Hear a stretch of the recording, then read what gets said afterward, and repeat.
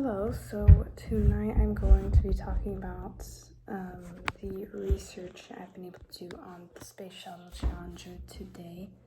and the tragedy that occurred. It's been really interesting learning about this and digging deeper into this tragedy because my mother actually recalls in school with her classmates watching this event take place on national television and seeing the explosion, and I remember her telling me the sorrow that came to her after seeing this tragedy take place, and knowing that there was U.S. citizens on board, and just the tragedy of it all. So after doing some research, I was able to go back and see what was really going on with NASA and the engineers, and it was very interesting to me as I researched. And from what it seemed like, NASA's full purpose of the mission was just to get this rocket to launch, because they've had so many delays, and you could tell they were getting frustrated with these delays, and so all they wanted to do was just to launch. And in my perspective, NASA could have done many things differently. There was a conference that was held the day before the launch, and they were kind of just bullheading through everything, and they just wanted to launch, and it didn't really take in consideration anybody else's point of views. And if they would have just taken time to consider all of the possible outcomes, then that would have made a life or death difference. Especially with Roger Bourget, he was an engineer, and he knew about the O-rings specifically because he was a specific engineer in that aspect, and so he knew the Challenger should not take off because of the cold temperatures.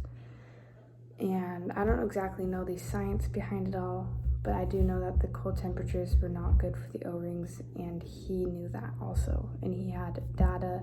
and research to back it up. And he did a great job in trying to pull this data together, explain it to his managers, and tried to get his point across that he did not approve of this launch. And there was a certain instance where they were having this conference with NASA and with all the engineers and the managers, and towards the end of the meeting, NASA asked for a last call if anybody else did not approve of the launch, and Robert kept his mouth shut because he had already tried to make his point across to the managers, and nobody seemed to care and nobody listened. And at that point, his job was in jeopardy because he was could possibly be delaying the launch even more. So in my point of view, I think Robert Roger did his part, and he tried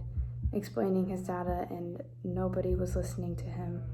And that just kind of shows the courage and character that he had for speaking up against some of these big people, speaking up against these people for something that he really believed in when the odds are against you.